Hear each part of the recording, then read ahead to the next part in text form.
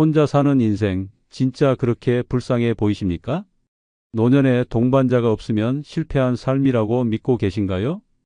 혹시 지금도 누군가의 기분에 휘둘리며 하루하루를 소모하고 있진 않으신가요? 그렇다면 이제는 완전히 새로운 눈으로 바라보셔야 합니다.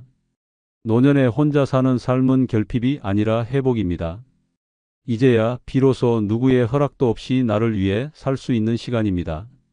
침묵은 평온이고 혼자는 자유이며 고요함은 해방입니다. 지금부터 그 축복의 이유를 하나씩 알아보겠습니다. 당신이 외롭다고 여긴 그 혼자가 어쩌면 가장 큰 선물이었을지도 모릅니다. 노년에 혼자 사는 게 축복인 첫 번째 이유는 자식 집에서 찬밥 신세될 일 없기 때문에 축복입니다. 내가 너희 키울 때는 삼시세끼 따뜻한 밥을 해줬는데 이 말을 꺼내기도 전에 이미 눈치를 보게 됩니다. 식탁에선 말수 줄고 냉장고 문 열 때마다 조심스럽고 거실에서 발소리 하나에도 며느리 눈치가 쏠립니다. 그렇게 부모는 자식 집에서 가족이 아닌 방문자가 됩니다. 자식이 사랑스럽다고요? 물론입니다. 하지만 사랑은 곧 돌봄과 보살핌의 의무가 아닙니다. 자식에게 기대는 순간 부모는 불편한 존재가 됩니다.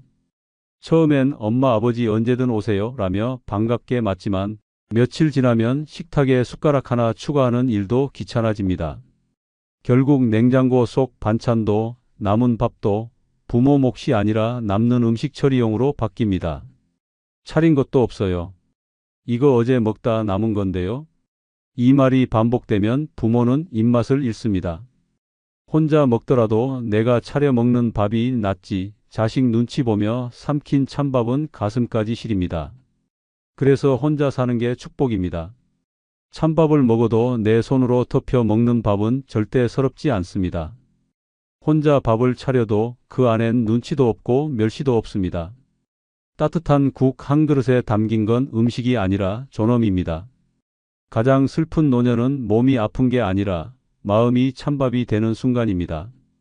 가족의 집에서 방 하나 얻고 사는 것이 편해 보일지 몰라도 그 안에서 말 못할 서러움은 하루하루 부모의 정신을 무너뜨립니다. 강원도 원주에 사는 74세 송말순 씨는 남편과 사별 후 서울에 사는 큰아들 집으로 들어갔습니다. 어머니 혼자 계시지 마세요. 우리 집으로 오세요 라는 말에 감동해 이삿짐을 싸던 그날을 아직도 기억합니다. 하지만 한 달이 채 지나지 않아 상황은 달라졌습니다. 며느리는 식사 시간마다 어머니 식사하셨어요? 라는 말을 하지 않았고 손주는 방에 문을 닫고 나오는 일조차 없었습니다. 거실에 앉아 TV를 보다가도 며느리의 탄식에 리모컨을 내려놓았고 아들은 조금만 맞춰드려요. 엄마라는 말만 반복했습니다. 결정적인 날은 설 전날이었습니다. 명절 음식을 준비하며 말순 씨가 반죽을 만지자 며느리가 이렇게 말했습니다. 어머니는 그냥 쉬세요. 어차피 저희는 기계로 할 거예요. 그 말에 말순 씨는 손끝이 얼어붙는 듯 했고 설 다음 날 짐을 싸서 내려왔습니다.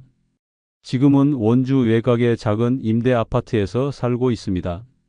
월세는 없고 연금은 적지만 아침엔 정성껏 국을 끓이고 혼자라도 깨끗한 식탁에 밥을 차립니다. 거실엔 햇살이 들고 이불 위엔 라디오 소리가 맴돕니다. 말순 씨는 말합니다. 자식 집에선 반찬 하나 집을 때도 눈치를 봤는데 지금은 찬밥이어도 내 밥이니 맛있어요. 노년에 가장 비참한 건 배고픔이 아닙니다. 눈치 보며 삼키는 따뜻한 밥보다 혼자 먹는 서늘한 밥이 더 마음을 따뜻하게 한다면 그건 혼자 사는 축복입니다. 당신이 식탁에서 주인공이 되지 못한다면 그 집은 당신의 집이 아닙니다. 당신을 위한 밥 한 그릇, 그걸 마음껏 차려낼 수 있는 곳은 오직 혼자 사는 집뿐입니다. 이래서 늙어 혼자 사는 게 결국은 최고입니다. 두 번째 이유는 사람들에게 더 이상 상처받지 않기 때문에 노년에 혼자 사는 것은 축복입니다. 나이 들수록 외로움보다 더 치명적인 건 사람에게 받는 배신과 무시입니다. 오랜 세월 믿고 지낸 사람이 어느 날 등을 돌릴 때의 그 충격, 당신도 경험해 보셨을 겁니다. 가족이든 친구든 인간관계란 늘 기대가 쌓이면 실망도 함께 옵니다. 나이 들수록 관계는 깊어지기는커녕 더 피로해지고 오히려 말 한마디에 상처 입고 침묵 하나에도 무시당하는 기분이 듭니다. 첫 번째 이유는 노년의 인간관계는 젊을 때와 다릅니다. 젊을 때는 웃고 넘길 수 있었던 말도 이제는 자존심에 깊이 박혀버립니다. 똑같은 농담도 나이 들고 나면 조롱으로 들리고 관심이라는 말도 이제는 감시처럼 느껴집니다. 두 번째 이유는 가까운 사람일수록 칼날이 더 깊습니다. 며느리의 한숨, 자식의 무표정, 친구의 무관심이 예전 같지 않을 때 마음속에 스며드는 건 외로움이 아니라 모멸감입니다. 세 번째 이유는 나이 든 사람에게 세상은 더 이상 따뜻하지 않습니다. 사회는 배려보다 불편함을 먼저 말하고 인간은 존중보다 경계심을 먼저 꺼내듭니다. 노년에 혼자 사는 삶은 그런 의미에서 방어입니다. 기대하지 않으니 실망도 없고 혼잣말이라도 눈치 볼 일 없습니다. 말 한마디에도 상처받고 존재 자체가 불편함이 되는 세상에서 혼자 있는 것은 고립이 아니라 자유입니다. 사람에게 맞추느라 깎여나간 자존심, 며느리 눈치 보며 먹는 식사, 친구한테 밉보일까 전전긍긍하는 모임. 이제는 그런 거 안 해도 됩니다. 혼자는 외롭지만 상처받지 않습니다. 혼자는 허전하지만 더 이상 짓밟히지 않습니다. 관계라는 이름의 감옥에서 탈출한 자만이 진짜 평안을 누릴 수 있습니다. 올해 71살 된 조남식 씨는 불과 3년 전까지만 해도 매일 동네 노인정에 나갔습니다. 함께 화투치고 뉴스 이야기 나누며 지냈던 그 모임이 유일한 낙이었습니다. 그러다 어느 날 사소한 말실수가 화근이 되어 모임 분위기가 싸늘해졌습니다. 누군가의 며느리 이야기를 하며 그래도 요즘 며느리들은 너무 싸가지가 없어라고 말한 게 문제였습니다. 웃고 넘길 수 있었던 말이었지만 그 자리에 있던 김노인이 불쾌해하며 노골적으로 얼굴을 찌푸렸고 다음 날부터 남식 씨를 대놓고 외면하기 시작했습니다. 다른 사람들도 눈치를 보며 하나 둘 거리를 뒀고 결국 남식 씨는 스스로 모임의 발길을 끊었습니다. 그때 느낀 상실감과 모멸감은 견디기 힘들었습니다. 함께 웃던 사람들에게 한순간에 투명 인간이 된 기분이었습니다. 그 후 그는 인간관계에 회의를 느꼈습니다. 자신이 뭔가를 잘못했다고 느꼈지만 정작 사과할 기회조차 주어지지 않았다는 게 더 서러웠습니다. 그 일 이후 남식 씨는 혼자 사는 삶을 다르게 바라보게 됐습니다. 누구와도 얼굴 붉힐 일 없고 아무에게도 상처받지 않아도 되는 삶. 자존심이 상하지 않아도 되는 하루가 얼마나 소중한지를 그제야 깨달았다고 말합니다. 이제는 새벽에 일어나 스스로 차린 밥상 앞에서 라디오를 들으며 웃습니다. 말 걸어주는 사람은 없지만 대신 상처 주는 사람도 없습니다. 인간관계가 필요 이상으로 필요하고 위험하다는 걸 뼈저리게 느끼고 나서야 혼자가 얼마나 축복인지 비로소 알게 됐다고 합니다. 그는 말합니다. 혼자라는 건 나를 아끼고 지키는 방법입니다. 늦게 알았지만 이제라도 깨달아서 다행입니다. 이처럼 사람에게서 자유로워진다는 것, 그것만으로도 노년의 고통 절반은 사라지는 것입니다. 세 번째 이유는 누구 인생의 조연이 아닌 내 인생의 주인으로 살기 때문에 노년에 혼자 사는 것은 축복입니다. 평생을 남의 삶을 위해 살았다는 말, 그건 수많은 부모들이 마지막에 내뱉는 한숨입니다. 남편을 위해 아침 일찍 도시락을 싸고 자식을 위해 허리 굽혀 학원비를 마련하고 시댁의 잔소리에 입 다물고 견뎌온 세월. 그렇게 살아온 시간이 수십 년인데 돌아보면 정작 나는 언제 살았지? 라는 질문 앞에 멍해집니다. 누군가의 아내로, 누구의 엄마로, 누군가의 며느리로 살아오다 보면 나라는 존재는 늘 뒤편으로 밀립니다. 하루하루는 바빴지만 그 안에 나는 없었습니다. 누구의 부탁에 시간을 쓰고 누구의 기분에 따라 하루가 흔들리고 누구의 필요에 맞춰 내 인생이 조정됩니다. 노년이 되어도 상황은 달라지지 않습니다. 자식이 힘들다 하면 또 내 삶을 미뤄야 하고 손주 맡겨달란 말에 병원 진료조차 미루게 됩니다. 그렇게 또다시 나는 누구 인생의 조연이 되어 사라집니다. 하지만 혼자 산다는 건 완전히 다릅니다. 더 이상 누구에게 맞출 필요도 희생할 이유도 없습니다.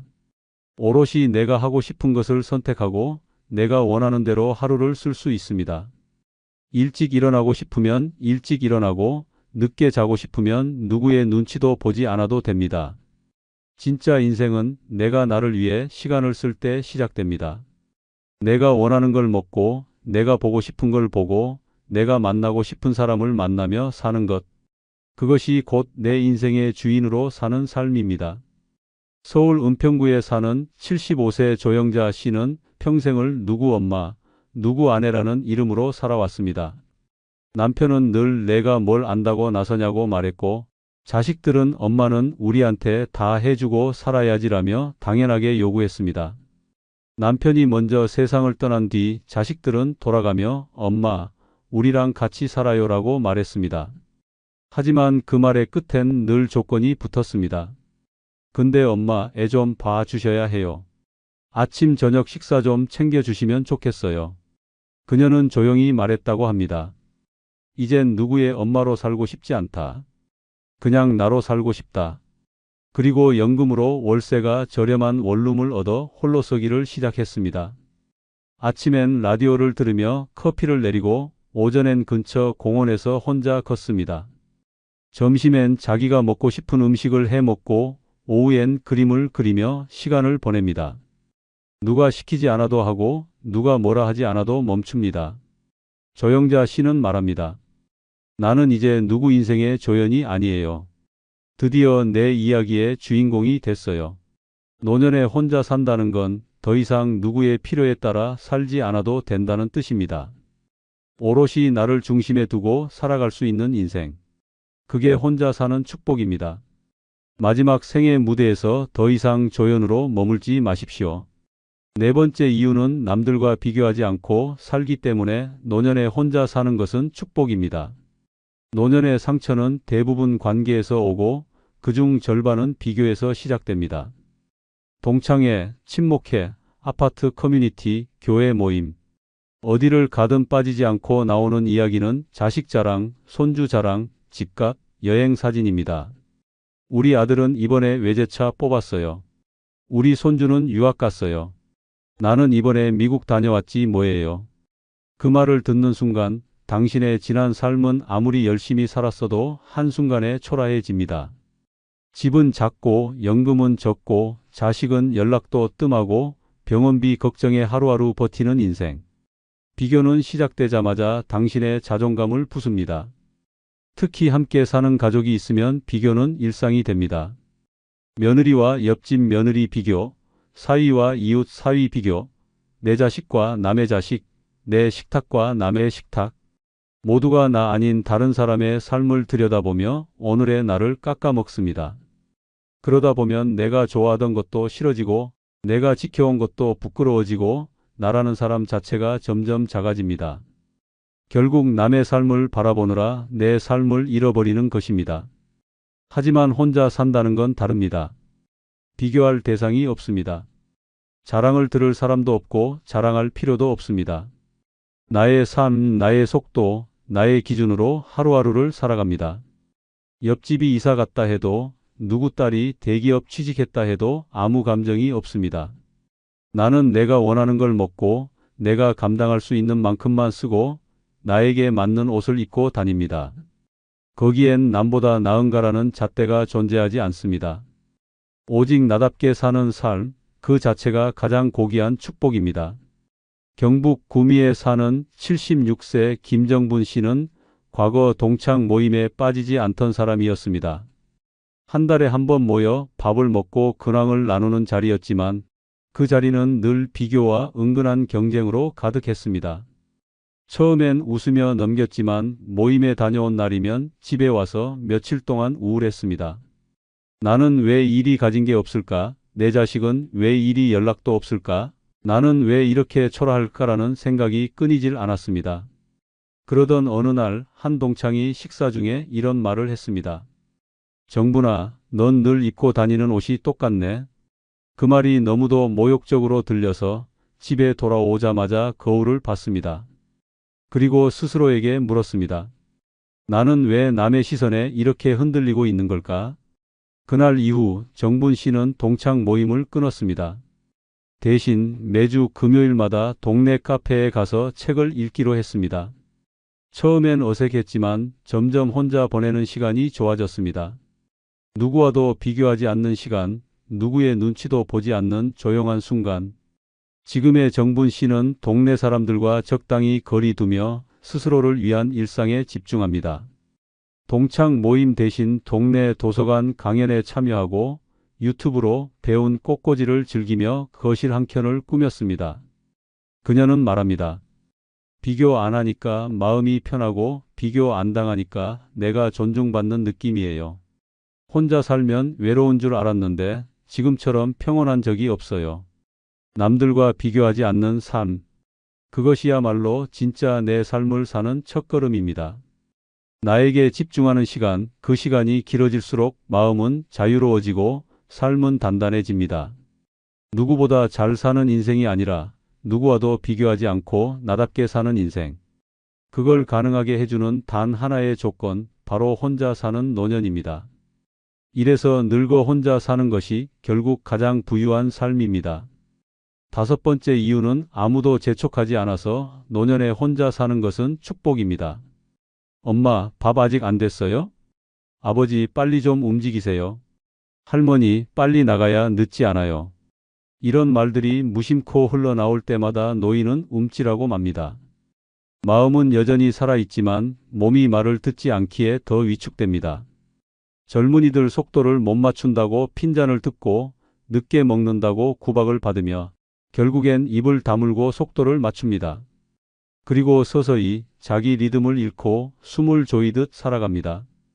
아침에 느긋하게 일어나 따뜻한 물 한 잔 마시고 하늘을 한번 올려다보는 그 평범한 여유조차 허락되지 않습니다. 노년에도 사람들 틈에 섞여 살다 보면 내 시간은 없고 남의 시간에 끌려다니며 하루를 흘려보냅니다. 그런 인생이 과연 마지막 인생답습니까? 아닙니다. 그것은 시간에 쫓기는 삶이며 존재를 소비당하는 인생입니다.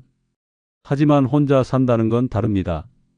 누구의 재촉도 없습니다. 아무도 서둘러라고 말하지 않고 아무도 빨리 좀 해요라고 소리치지 않습니다.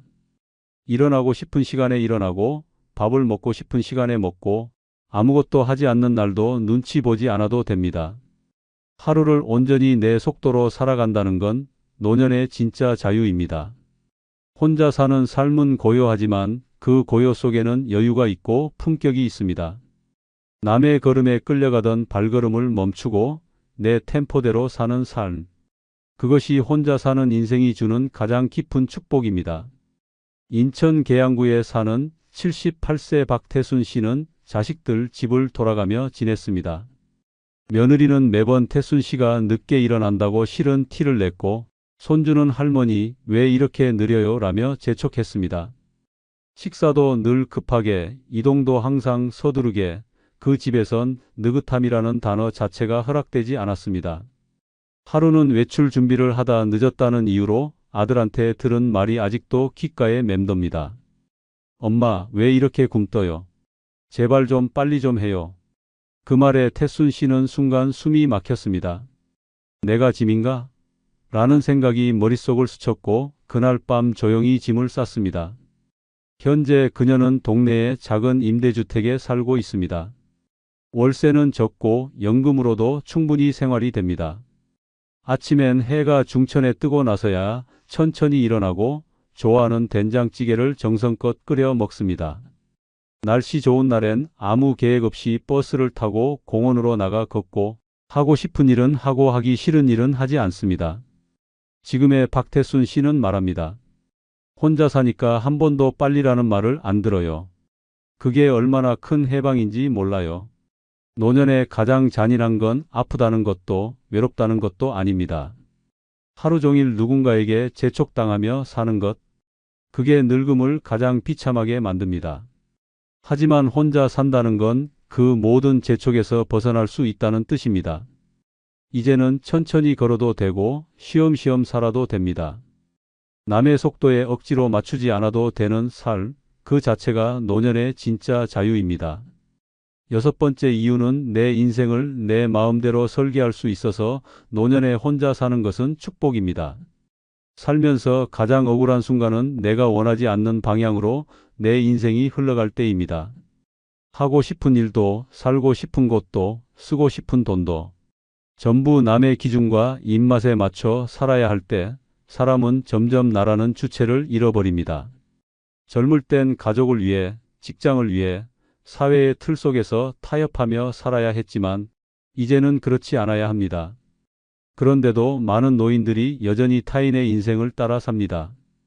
아들이 원하는 곳에 살아주고 며느리가 편한 시간에 맞춰 움직이고 손주 일정에 내 일정을 밀어내며 살아갑니다. 그래서 정작 중요한 건 잊게 됩니다. 나는 어떻게 살고 싶은가? 라는 질문입니다. 이 질문을 스스로에게 할 수 없을 정도로 남의 인생에 맞춰 살아간다면 노년은 또 한 번의 종속일 뿐입니다. 혼자 산다는 건 완전히 다릅니다. 이젠 내가 내 인생의 설계자입니다. 언제 이사 갈지, 어떤 병원에 갈지, 남은 돈을 어떻게 쓸지, 여생을 어디에서 마무리할지. 그 모든 선택이 온전히 내 손에 달려 있습니다. 누구에게 묻지 않아도 되고 누구의 허락도 필요 없습니다.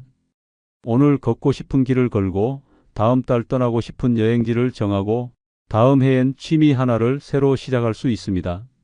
혼자 산다는 건 계획이 자유롭다는 뜻이 아니라 삶을 직접 설계할 수 있는 자격을 회복했다는 의미입니다. 이보다 더 명예롭고 고귀한 노년이 어디 있겠습니까? 자신의 삶을 자신이 설계할 수 있는 사람만이 진짜 인생의 주인입니다.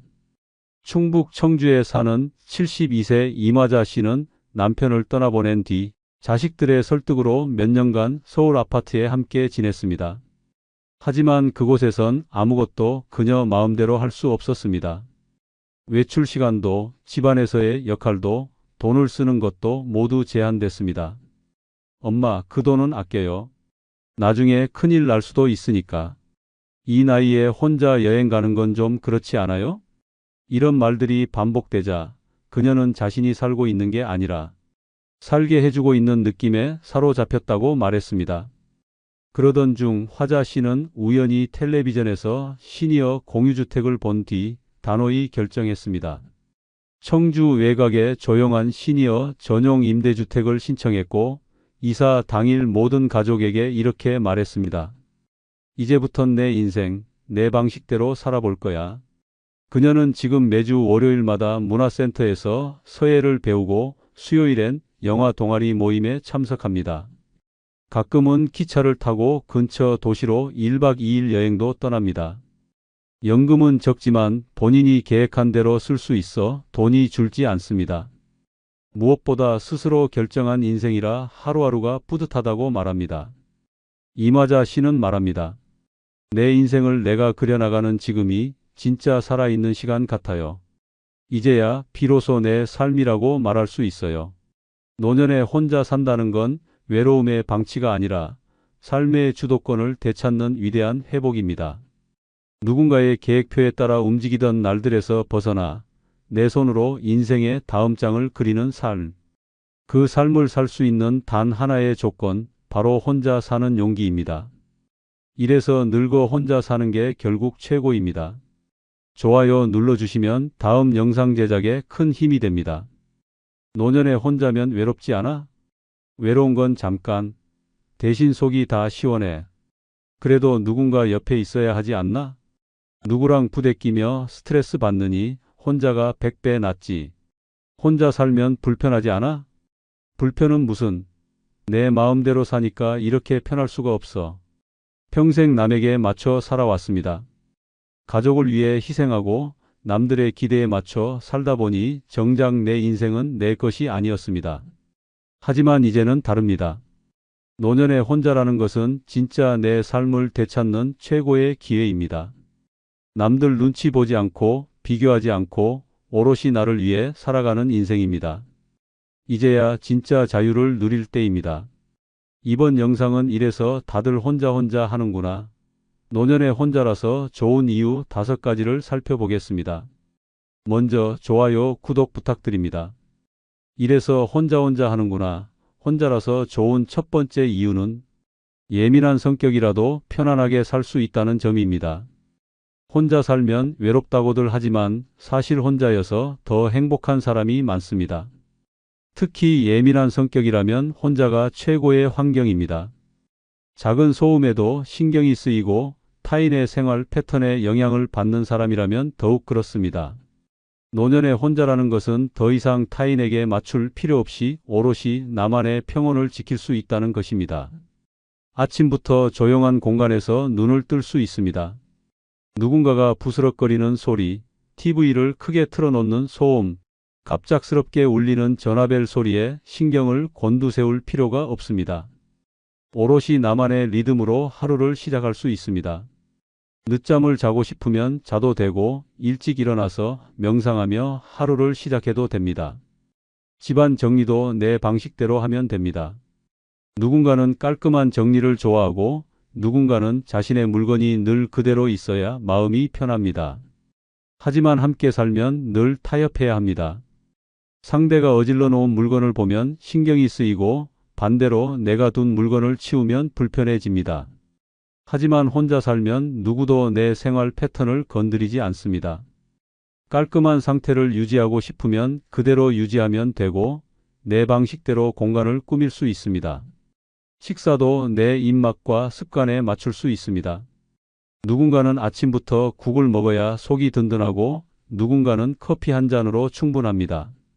함께 살면 이건 너무 짜다. 왜 이렇게 싱겁게 했어? 고기 반찬 좀 해라 같은 불필요한 말들이 오갑니다. 하지만 혼자면 그 모든 스트레스에서 자유롭습니다. 내가 먹고 싶은 걸 내가 원하는 방식으로 먹을 수 있습니다. 예민한 성격이라면 불필요한 인간관계에서도 자유로워집니다.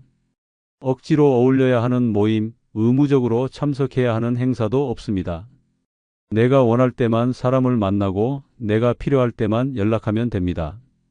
예전에는 가족이나 배우자 때문에 마지못해 만났던 사람들도 있었지만 이제는 그런 의무가 없습니다. 불편한 인간관계를 끊어낼 자유가 있습니다. 무엇보다도 감정 소모를 최소화할 수 있습니다. 함께 살면 피할 수 없는 갈등이 생깁니다. 말투 하나에도 신경이 쓰이고 작은 행동에도 감정이 흔들립니다. 하지만 혼자 살면 그런 걱정이 없습니다. 누군가의 기분을 맞출 필요도 없고 내 감정을 설명할 필요도 없습니다. 내가 편한 방식으로 살면서도 불필요한 갈등에서 벗어나 속이 편안해집니다. 노년에 혼자라는 것은 예민한 성격을 가진 사람들에게는 오히려 축복과도 같습니다. 나만의 공간에서 나만의 리듬대로 내 감정을 지키면서 살아가는 것만큼 편안한 일이 또 있을까요? 속이 다 시원하지 않습니까? 이정숙 씨는 어려서부터 소리에 민감하고 정리정돈에 집착하는 예민한 성격이었다. 하지만 평생 가족과 함께 살다 보니 늘 스트레스였다. 남편은 TV 볼륨을 크게 틀어놓고 자식들은 신발을 가지런히 두는 법이 없었다. 설거지를 바로 안 하면 속이 답답했고 밤늦게 전화벨이 울리면 신경이 곤두섰다. 하지만 가족들은 엄마는 왜 이렇게 예민해? 하며 대수롭지 않게 여겼다. 그러다 남편이 먼저 떠나고 자식들이 독립하면서 처음으로 온전히 혼자가 되었다. 처음엔 정막이 어색했지만 곧 깨달았다. 이게 진짜 평온이라는 거구나. 이제는 조용한 집에서 아침을 맞이하고 정리된 공간에서 편안하게 책을 읽는다. TV 볼륨도 적당하고 불필요한 소음이 없어 신경 쓸 일이 없다. 얼마 전 친구가 물었다. 혼자 있으면 외롭지 않아? 이정숙 씨는 웃으며 대답했다. 아니, 이제야 속이 다 시원해. 이래서 혼자 하는구나. 드디어 내 방식대로 살잖아. 이래서 혼자 하는구나. 혼자라서 좋은 두 번째 이유는 내 인생의 주도권을 온전히 가질 수 있다는 점입니다. 평생을 남들에게 맞춰 살았습니다. 부모를 위해, 배우자를 위해, 자식을 위해 희생하며 살다 보니 정작 내 인생의 주도권은 한 번도 내 손에 쥐어본 적이 없었습니다. 하고 싶은 일이 있어도 가족의 눈치를 봐야 했고 내 감정보다 남들의 기분을 먼저 살펴야 했습니다. 하지만 이제는 다릅니다. 노년의 혼자라는 것은 내 인생의 주도권을 온전히 나에게 되찾아오는 일입니다. 이제는 누구의 허락도 필요 없습니다. 가족과 함께 살 때는 여행 한 번 가는 것도 쉽지 않았습니다. 남편이 뭐 하러 가? 돈 아깝게 어디를 가? 하면 가방을 싸던 손이 멈췄습니다. 자식들은 엄마, 우리 애 봐줘야지 하며 내 계획을 가로막았습니다. 하지만 이제는 가고 싶으면 떠나면 됩니다. 미리 말할 필요도 없고 누구의 동의를 구할 필요도 없습니다. 오늘 떠나고 싶으면 오늘 떠나는 것이 가능합니다. 돈 쓰는 것도 오롯이 내 결정입니다. 가족이 있을 때는 늘 돈을 아껴야 했습니다. 남편 뒷바라지, 자식 교육비, 생활비에 허리가 휠 만큼 썼습니다. 하지만 이제는 내가 번 돈, 내가 모은 돈을 온전히 나를 위해 쓸 수 있습니다. 먹고 싶은 걸 사 먹고, 가고 싶은 곳에 가고, 배우고 싶은 걸 배우면서 나를 위한 소비를 할 수 있습니다. 이제야 진짜 돈을 내 뜻대로 쓸 자유가 생긴 것입니다. 일상도 내 뜻대로 흘러갑니다. 과거에는 하루 일정이 온통 가족을 중심으로 돌아갔습니다. 아침부터 밥을 차리고 남편과 자식들을 챙기고 그들이 퇴근하고 돌아오면 또 맞춰줘야 했습니다. 하지만 이제는 내 리듬대로 살면 됩니다. 늦잠을 자도 되고 밥을 한 끼만 먹어도 되고 하루 종일 아무것도 안 해도 됩니다. 아무도 뭐라 하지 않고 내 삶의 방식 그대로 살면 됩니다. 인간관계에서도 주도권을 가질 수 있습니다. 가족이 있을 때는 원하지 않는 인간관계도 억지로 유지해야 했습니다. 시댁 행사, 친척 모임, 남편 친구들과의 어색한 자리까지도 마지못해 참석해야 했습니다. 하지만 이제는 진짜 나에게 필요한 사람만 곁에 둘 수 있습니다. 내가 좋아하는 사람들과만 어울리고 불필요한 인간관계는 과감히 정리할 수 있습니다. 노년의 혼자라는 것은 더 이상 남에게 휘둘리지 않고 내 인생을 온전히 내 손으로 결정할 수 있는 최고의 자유를 의미합니다. 이제야 비로소 내 인생을 내가 살아가는 느낌입니다. 이래서 혼자 하는구나. 속이 다 시원하지 않습니까? 박미숙 씨는 평생 가족을 위해 살았다. 남편이 좋아하는 음식만 해줬고 자식들 뒷바라지하느라 자기 취미 하나 제대로 가져본 적이 없었다. 여행을 가고 싶어도 돈 아깝다는 남편 말에 포기했고 배우고 싶은 것도 엄마가 그런 걸 왜 해? 라는 자식들의 반응에 접었다. 그러다 혼자가 되고 나서야 깨달았다. 이제 내 인생 좀 살아봐야겠다. 며칠 전 늦잠을 자고 일어나 커피를 마시며 창밖을 바라보았다. 문득 떠오른 생각에 바로 짐을 싸고 기차표를 예매했다. 목적지는 강릉. 누구한테도 말할 필요 없고 누구 눈치 볼 필요도 없었다. 바닷가에 앉아 파도를 보며 속이 뻥 뚫리는 기분이 들었다. 친구가 전화를 걸어 물었다. 혼자 여행 가니까 심심하지 않아? 박미숙 씨는 웃으며 말했다. 이래서 혼자 하는구나. 이제야 내 마음대로 사네. 이래서 혼자 하는구나. 혼자라서 좋은 세 번째 이유는 본인의 건강과 안전을 최우선으로 할 수 있다는 점입니다. 평생 가족을 먼저 챙기느라 정작 내 건강과 안전은 늘 뒷전이었습니다. 남편이 아프면 병원부터 모시고 갔고 자식이 감기에 걸리면 밤새 약을 챙겼습니다. 하지만 내가 아프면 괜찮아, 좀 쉬면 낫겠지 하며 참고 버티기 일쑤였습니다. 노년의 혼자라는 것은 이제 더 이상 누구를 위해 희생할 필요 없이 오롯이 나 자신의 건강과 안전을 최우선으로 할 수 있다는 것입니다. 아프면 바로 병원에 갈 수 있습니다. 예전에는 가족 병원비를 걱정하느라 내 건강검진도 미뤘습니다. 하지만 이제는 아닙니다.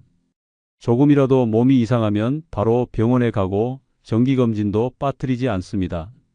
내 몸 하나 돌보지 못하면 그 누구도 대신 아파주지 않기 때문입니다. 이제는 내 건강이 최우선입니다. 식사도 내 몸에 맞춰 조절할 수 있습니다. 과거에는 가족들 입맛에 맞춰 기름진 반찬을 만들고 남편이 좋아하는 국을 끓이고 아이들이 좋아하는 튀김을 했습니다. 하지만 이제는 내 건강을 생각해서 싱겁게, 가볍게, 소화 잘 되는 음식을 마음껏 먹을 수 있습니다. 배달 음식을 시켜도 건강한 메뉴를 고르고 누구 눈치 볼 필요 없이 내가 먹고 싶은 걸 즐길 수 있습니다. 운동도 내 리듬에 맞춰 할 수 있습니다. 함께 살면 아침 운동을 가려 해도 밥부터 차려야지 오늘은 그냥 쉬어 하며 밀리기 일쑤였습니다. 하지만 이제는 다릅니다. 하루 일정에서 가장 중요한 것이 내 건강 관리입니다. 아침이면 공원을 걸어도 되고 요가를 해도 되고 수영을 배워도 됩니다. 내 몸이 원하는 방식대로 꾸준히 관리할 수 있습니다. 무엇보다도 안전이 최우선입니다. 가족들과 살 때는 늘 애 봐달라, 심부름 좀 해달라 하며 내가 무리하게 움직이는 상황이 많았습니다. 힘들어도 참고 하다가 허리를 삐끗하고 피곤한 몸을 이끌고 장을 보다가 넘어지기도 했습니다. 하지만 이제는 무리하지 않습니다. 내가 편한 속도로 움직이고 내 몸이 힘들면 충분히 쉬어갑니다. 늦은 밤 위험한 곳에 나가지 않고 내 몸을 보호하는 것이 가장 중요한 원칙이 되었습니다. 가족들이 함께 살면 때로는 건강보다 가족을 먼저 챙겨야 하는 일이 많았습니다. 하지만 이제는 아닙니다. 이제 가장 소중한 것은 나 자신입니다. 나를 돌보고 나를 지키고 나를 위해 살아가는 것이 최우선입니다. 노년에 혼자라는 것은 내 몸을 최우선으로 여기고 나를 가장 먼저 챙길 수 있는 최고의 기회입니다. 이래서 혼자 하는구나. 속이 다 시원하지 않습니까? 이영자 씨는 평생 남들 챙기느라 자기 몸 하나 돌볼 겨를이 없었다. 남편이 혈압이 높다 하면 저염식 식단을 만들고 자식이 피곤하다 하면 보양식을 끓여줬다. 그런데 정작 본인이 어지럼증을 느껴도 좀 쉬면 괜찮겠지 하고 넘겼다. 그렇게 참고 살다 보니 어느 날 갑자기 허리가 끊어질 듯 아파 병원에 실려갔다. 의사는 단호하게 말했다. 이제 본인 건강부터 챙기셔야 해요. 그날 이후 이영자 씨는 달라졌다. 그래, 이젠 내 몸이 먼저다. 운동도 규칙적으로 하고 건강식을 챙겨 먹고 아프면 바로 병원에 간다. 며칠 전 딸이 엄마, 손주 좀 봐줘 하자 단호하게 말했다. 미안하지만 나 필라테스 가야 해. 건강이 먼저야. 친구가 물었다. 혼자 있으면 심심하지 않아? 이영자 씨는 껄껄 웃으며 말했다. 이래서 혼자 하는구나. 이제야 내 몸 좀 돌보네. 이래서 혼자 하는구나. 혼자라서 좋은 네 번째 이유는 나만의 작은 사치를 마음껏 누릴 수 있다는 점입니다. 평생 아끼고 참으며 살았습니다. 가족들 뒷바라지하느라 내 것 하나 사는 것도 사치처럼 느껴졌습니다. 남편과 자식들 옷은 사주면서 정작 내 옷 한 벌 사려 하면 난 그냥 있는 거 입지 뭐 하며 돌아섰습니다. 맛있는 걸 먹고 싶어도 이 돈이면 반찬 하나라도 더 사야지 하며 포기했습니다. 하지만 이제는 다릅니다. 노년에 혼자라는 것은 오롯이 나를 위해 작은 사치를 마음껏 누릴 수 있다는 것입니다. 이제는 커피 한 잔도 내 취향대로 즐길 수 있습니다. 과거에는 남편은 믹스커피를 좋아하고 자식들은 아메리카노를 마셨습니다. 결국 내 입맛은 뒷전이었습니다. 하지만 이제는 다릅니다. 비싼 원두를 사서 향을 음미하며 천천히 한 잔을 내려 마십니다. 카페에 가서 비싼 디저트를 시켜도 돈 아깝다 하는 소리 들을 일도 없습니다. 이제는 작은 사치가 아니라 나를 위한 당연한 행복입니다. 먹고 싶은 것도 자유롭게 먹을 수 있습니다.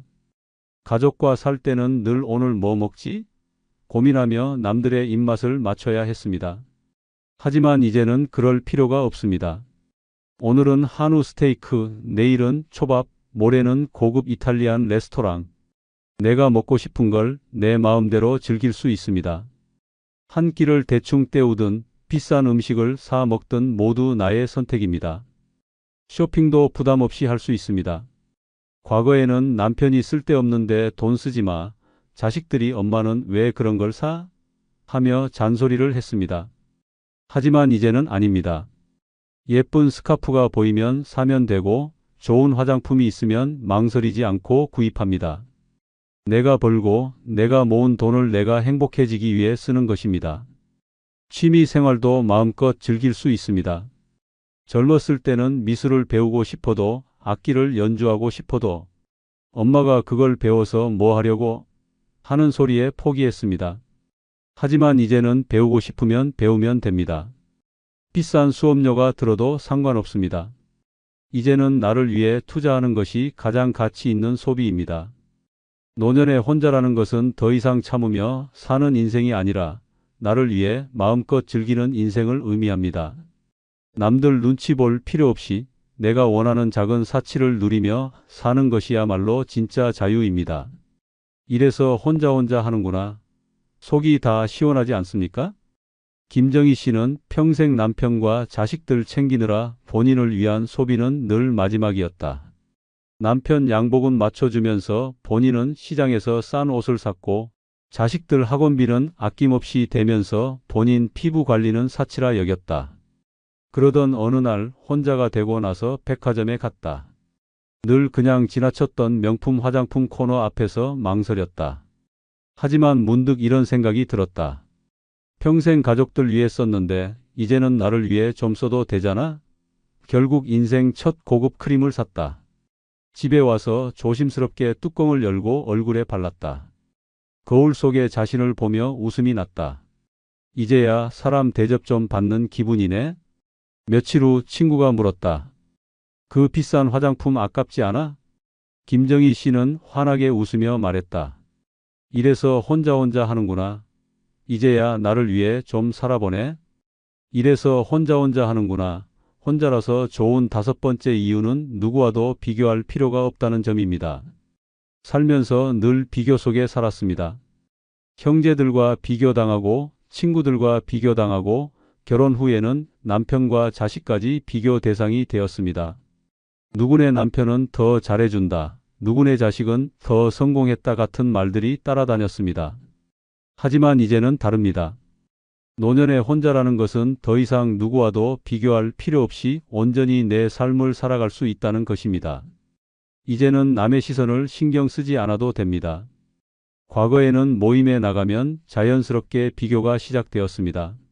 남편이 어디 다니냐, 자식은 어디 직장 다니냐, 손주는 몇 명이냐. 같은 질문에 대답할 때마다 속이 답답했습니다. 하지만 이제는 그런 자리 자체를 피할 자유가 있습니다. 불필요한 비교에 신경 쓰지 않아도 되고 내가 원하는 방식대로 내 인생을 살아가면 됩니다. 경제적으로도 더 이상 비교할 필요가 없습니다. 젊었을 때는 누구네는 큰 집으로 이사했대. 누구네 남편은 연봉이 높대 같은 말에 흔들릴 때가 많았습니다. 하지만 이제는 다릅니다. 남들이 어떻게 살든 상관없습니다. 큰 집이든 작은 집이든 해외여행을 다니든 집에서 편하게 쉬든 모두 내 선택일 뿐입니다. 남과 비교하며 허세를 부릴 필요도 억지로 따라갈 필요도 없습니다. 외모에 대한 비교도 끝났습니다. 젊었을 때는 주름이 늘었다, 살이 쪘다 같은 말에 민감하게 반응했습니다. 하지만 이제는 아닙니다. 꾸미고 싶으면 꾸미고 편하게 입고 싶으면 있는 그대로를 즐기면 됩니다. 주름이 있으면 어떤가요? 이것도 살아온 세월의 흔적입니다. 더 이상 남들 눈에 맞추기 위해 애쓰지 않습니다. 가장 큰 변화는 내가 진짜 원하는 삶을 살 수 있다는 것입니다. 가족과 함께 살면 남들의 기대에 맞춰 살아야 했습니다. 하지만 이제는 나에게 집중하면 됩니다. 남들보다 더 잘 살 필요도 더 많은 걸 가질 필요도 없습니다. 비교를 멈추니 삶이 훨씬 가벼워지고 마음이 편안해집니다. 노년에 혼자라는 것은 남들과 비교하지 않고 오롯이 나 자신으로 살아갈 수 있는 최고의 자유를 의미합니다. 남이 어떻게 살든 신경 쓰지 않고 나만의 행복을 찾으면 됩니다. 이래서 혼자 하는구나. 속이 다 시원하지 않습니까? 박영순 씨는 젊었을 때부터 비교 속에 살았다. 친척 모임만 가면 누구네 남편은 승진했대, 누구네 딸은 시집을 잘 갔대 같은 말이 들려왔다. 손주가 태어나자 이번엔 누구네 손주는 영어 유치원 다닌대라는 말까지 따라붙었다. 남들과 비교당할 때마다 속이 답답했지만 그냥 참고 살았다. 그러다 혼자가 되고 나서야 깨달았다. 아니, 내가 왜 남들하고 비교하면서 살아야 하지? 그날 이후 불필요한 모임을 끊고 온전히 자기 삶을 살기로 했다. 아침이면 공원에서 산책하고 카페에서 여유롭게 커피를 마시며 책을 읽었다. 더 이상 남들 눈치를 볼 필요도 누군가와 경쟁할 필요도 없었다. 어느 날 옛 친구가 전화를 걸어 물었다. 요즘 뭐 하면서 지내? 박영순 씨는 환하게 웃으며 대답했다. 이래서 혼자 하는구나. 이제야 남 신경 안 쓰고 편하게 산다. 끝으로 좋아요, 구독해 주시면 더 좋은 영상으로 보답하겠습니다. 감사합니다. 재혼, 한 번 실패했으니 이제는 더 현명한 선택을 해야 하는데 현실은 그렇게 쉽지 않습니다. 사랑만 있으면 될 줄 알았던 청춘은 지나갔고 이제는 현실이 더 중요할 때입니다. 하지만 막상 재혼을 결심하고 나면 예상치 못한 폭병이 도사리고 있습니다. 겉으로는 멀쩡해 보였던 사람이 함께 살다 보면 지옥의 문을 여는 열쇠가 될 수도 있습니다. 이 사람이라면 괜찮겠지? 라고 생각했던 순간이 최악의 선택이 되는 순간이 될 수도 있습니다. 노후를 불행으로 몰아넣는 최악의 재혼 상대 7가지 유형. 미리 알고 조심하지 않으면 당신의 남은 인생이 후회로 가득 찰지도 모릅니다. 좋아요, 구독 부탁드립니다. 최악의 재혼 상대 첫 번째는 경제적으로 무책임한 사람입니다. 재혼을 결심하는 이유는 사랑도 있지만 안정된 노후를 함께 보내고 싶은 마음도 큽니다. 하지만 상대가 돈에 대한 개념이 없다면 평생을 고생만 하다가 결국 후회하게 될 가능성이 높습니다. 재혼을 한다고 해서 자동으로 경제적으로 안정되는 것이 아닙니다. 오히려 상대의 경제적 습관이 나쁘다면 한순간에 바닥을 치는 인생을 살 수도 있습니다. 특히 빚을 숨기는 사람은 반드시 피해야 합니다. 결혼 전에는 멀쩡해 보이던 사람이 결혼하고 나서야 그에게 채무를 고백하는 경우가 많습니다. 미안해, 사실 빚이 좀 있어라며 가볍게 말하지만 막상 확인해보면 카드빚, 사채, 보증까지 서서 눈덩이처럼 불어난 경우가 허다합니다. 이때부터 상대의 빚을 갚느라 내 노후 자금은 사라지고 결국은 노년의 빚더미에 앉아 비참한 인생을 살게 됩니다. 더 심각한 경우는 돈을 펑펑 쓰면서도 죄책감이 없는 사람입니다. 자신이 번 돈도 아니면서 명품을 사들이고 여행을 다니고 비싼 음식만 찾아다니는 사람이 있습니다. 심지어 내가 이 정도는 써도 되잖아? 라며 당당하기까지 합니다. 이런 유형과 결혼하면 어떻게 될까요? 처음에는 맞춰주다가 결국 통장이 바닥나고 쌓이는 건 후회뿐입니다. 평생 전략하며 모아온 돈이 상대의 사치로 인해 사라지는 것입니다. 재혼 상대를 선택할 때는 반드시 경제 개념이 있는 사람인지 확인해야 합니다. 상대가 현재 돈을 어떻게 쓰는지, 노후 준비는 되어 있는지, 씀씀이가 합리적인지를 살펴보아야 합니다. 특히 돈은 어떻게든 되겠지라며 무책임한 말을 하는 사람은 위험합니다. 세상에 그냥 되는 일은 없습니다. 그런 말을 하는 사람과 함께하면 내 인생이 망가질 확률이 높습니다. 또한 돈에 대한 가치관이 극과 극인 사람과는 결혼을 피해야 합니다. 한쪽은 아끼고 저축하며 계획적으로 사는 성향인데 상대는 돈이 생기면 바로 써버리는 사람이라면 결국 충돌이 생길 수밖에 없습니다. 결혼 후 돈 문제로 다투는 일은 피곤함을 넘어 관계를 파괴하는 가장 큰 원인이 됩니다. 마지막으로 상대가 돈을 벌 생각이 없는지도 살펴봐야 합니다. 재혼 후 나에게 경제적으로 의존하려는 사람은 결국 짐이 될 뿐입니다. 처음에는 당신이 있어서 내가 너무 든든해라며 감동적인 말을 하지만 시간이 지나면 내가 돈을 못 버는 건 당신이 지원해주지 않아서야 라는 식으로 책임을 전가할 수도 있습니다. 최악의 재혼 상대 첫 번째는 사람은 좋지만 빈털터리인 사람입니다. 착하고 성격 좋고 나에게 잘해주는 사람이면 괜찮을 것 같지만 현실은 다릅니다. 좋은 성격만으로는 노후를 안정적으로 보낼 수 없습니다. 돈이 없는 사람과 재혼하면 결국 평생을 고생만 하다가 후회 속에서 살아가게 될 가능성이 큽니다. 처음에는 상대가 따뜻하고 자상한 모습에 끌릴 수 있습니다. 돈이 중요한가? 성격이 좋고 나를 사랑해 주는 게 더 중요하지라고 생각할 수도 있습니다. 하지만 시간이 지나면서 경제적인 현실이 무서운 속도로 다가옵니다. 상대가 벌이가 없거나 재산이 거의 없다면 결국 생활비는 온전히 나의 몫이 됩니다. 상대는 내가 돈은 없어도 마음은 부자야라며 스스로를 합리화하지만 정작 현실에서는 생활비가 바닥나고 병원비 하나 감당하기 어려운 상황이 펼쳐질 것입니다. 더 심각한 경우는 노후 준비조차 전혀 되어 있지 않은 사람입니다. 젊었을 때 돈을 제대로 모아놓지도 않았고 앞으로도 돈을 벌 능력이 없는 사람이 있다면 결국 그 모든 부담이 나에게 돌아오게 됩니다. 상대가 당신이 있어서 너무 든든해라고 말하는 순간 나는 이미 경제적 짐을 떠안게 된 것입니다. 이런 사람들은 대개 처음에는 미안해하는 척하다가 나중에는 당연하게 여깁니다. 처음에는 내가 더 노력해 볼게라고 말하지만 시간이 지나면 당신이 돈이 있으니까 좀 더 도와줄 수 있는 거 아니야? 라고 요구하기 시작합니다.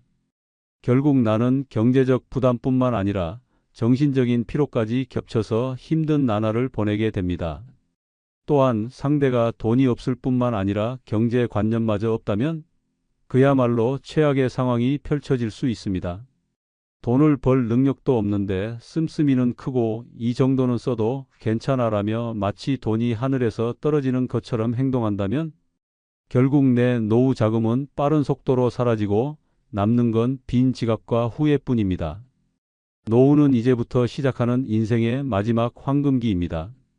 이 시기에 경제적으로 무책임한 사람과 함께 한다면 남은 인생이 고생길로 변하는 것은 시간 문제입니다. 사람은 좋지만 빈털터리인 사람과 재혼하는 것은 결국 나를 희생시키는 선택이 될 수 있습니다. 재혼을 고려할 때는 단순히 성격만 볼 것이 아니라 현실적인 경제 상황까지 꼼꼼하게 따져봐야 합니다. 그렇지 않으면 내 남은 인생까지 흔들릴 수 있습니다. 최악의 재혼 상대 세 번째는 전 배우자와 엮여 있는 사람입니다. 이혼했다고 해서 모든 관계가 끝난 것이 아닙니다. 특히 상대가 전 배우자와 여전히 얽혀 있다면 이 재혼은 시작부터 끝까지 피곤한 싸움이 될 가능성이 큽니다. 단순한 연락 정도가 아니라 감정적으로나 경제적으로 여전히 연결되어 있는 사람이 가장 위험합니다. 가장 흔한 유형은 전 배우자와 감정적으로 정리가 안 된 사람입니다. 입으로는 이혼한 지 오래됐어. 이제 다 끝난 관계야라고 말하지만 정작 행동을 보면 전혀 그렇지 않습니다. 우연히 전 배우자의 이야기가 나왔을 때 미련이 가득 담긴 표정을 짓거나 그래도 그 사람한테 미안한 마음이 있어라며 변명하는 경우가 많습니다. 이런 사람과 결혼하면 어떻게 될까요? 재혼 후에도 전 배우자가 계속 두 사람 사이에 그림자로 남아있게 됩니다. 심지어 어떤 사람들은 전 배우자가 힘들어하면 도와줘야 한다는 이상한 책임감까지 느낍니다. 그래도 한때 부부였잖아. 내가 너무 매정하게 끊을 수는 없지라며 계속 연락을 하고 심지어 만나기까지 합니다. 이런 관계 속에서 나는 언제나 뒷전이 될 수밖에 없습니다. 더 심각한 문제는 경제적으로 전 배우자와 연결된 경우입니다. 예를 들어 상대가 전 배우자에게 생활비를 지원하고 있다면 이런 상황은 특히 자녀가 있는 경우 흔하게 발생합니다. 물론 자녀 양육비는 법적으로 책임이지만 문제는 그 범위를 넘어서는 경우입니다. 우리 애가 아직 힘드니까 집값을 좀 대줘야겠어. 전 배우자가 경제적으로 어려우니 도와줘야 해라며 이유를 붙여 돈을 주는 경우가 많습니다. 이런 상황이 계속되면 결국 내 노후 자금까지 위협받게 됩니다. 더욱 황당한 경우는 전 배우자가 재혼한 사람을 이용하려 드는 경우입니다. 전 배우자가 재혼 상대를 두고도 여전히 돈을 요구하거나 각종 도움을 요청하는 경우가 있습니다. 하지만 정말 문제는 상대가 그런 요구를 거절하지 못하는 경우입니다. 어쩔 수 없어. 그 사람이 너무 힘들다잖아라며 계속 도와주다가 결국 내 돈과 감정만 소모되는 것입니다. 뿐만 아니라 전 배우자가 현재의 관계를 방해하는 경우도 많습니다. 전 배우자가 상대를 향해 여전히 집착하고 있거나 심지어 재결합을 시도하려는 경우도 있습니다. 이럴 때 상대가 단호하게 선을 긋지 못하고 우유부단한 태도를 보인다면 결국 나는 전 배우자와 끝없는 신경전을 벌이며 지쳐갈 수밖에 없습니다. 재혼은 새로운 인생을 시작하는 것입니다. 그런데 상대가 전 배우자와의 관계를 제대로 정리하지 못하고 있다면 그 결혼은 평생을 후회하는 선택이 될 것입니다.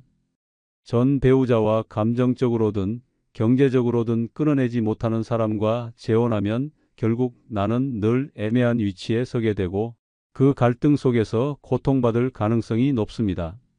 최악의 재혼 상대 네 번째는 자기중심적인 사람입니다. 노후의 재혼은 서로를 의지하고 이해하며 남은 생을 함께 행복하게 보내기 위한 선택이어야 합니다.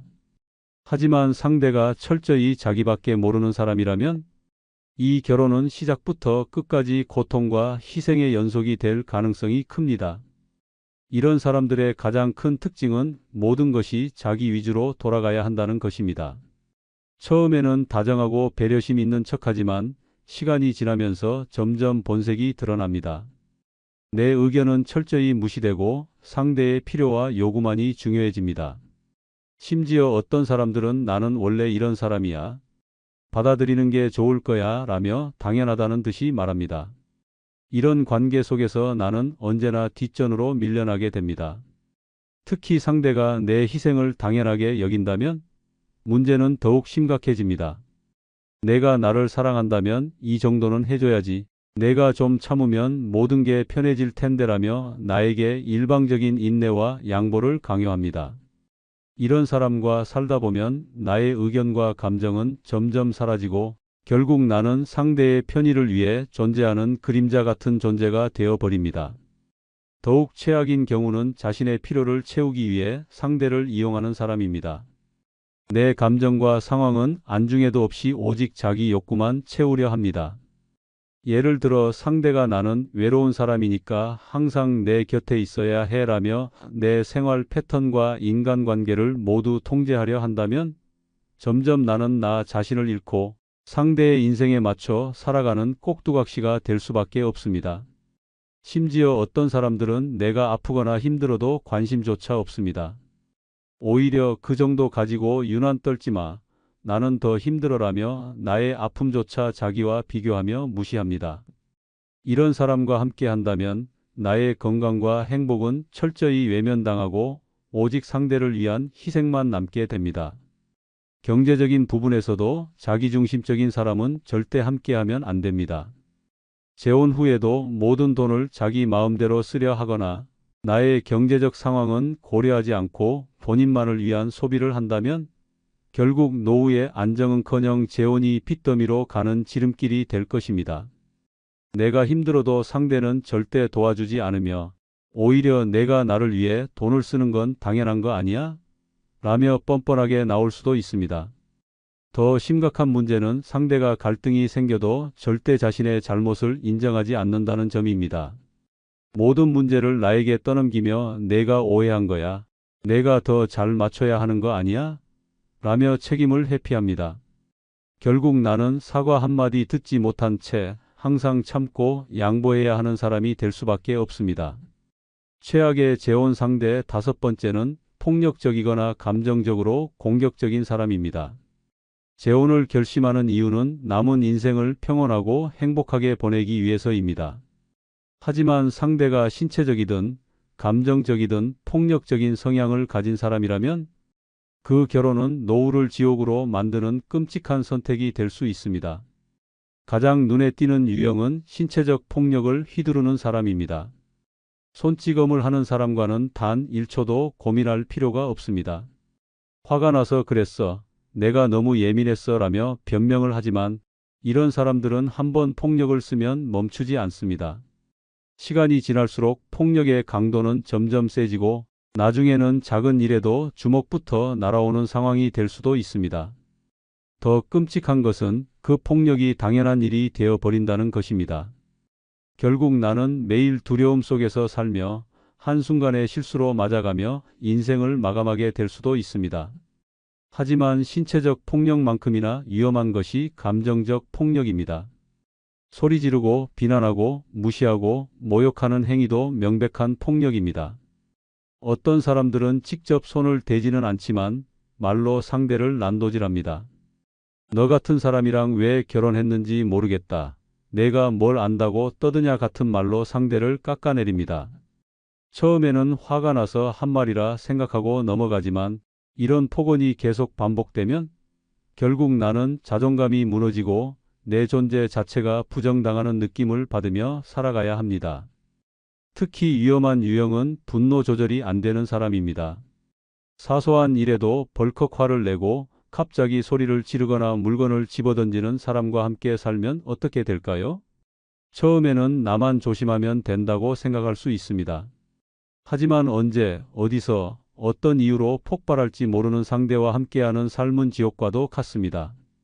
상대의 눈치를 보며 하루하루를 불안 속에서 살아야 하고 결국 내 건강과 정신까지 피폐해질 것입니다.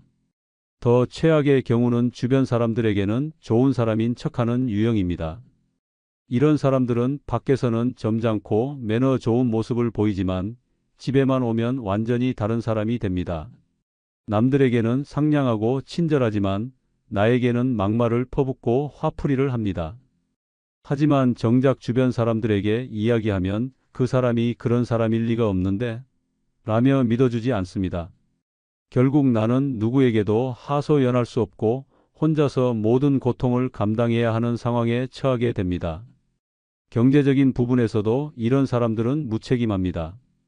본인의 감정대로 돈을 쓰고 기분이 나쁘면 막대한 돈을 탕진하기도 합니다.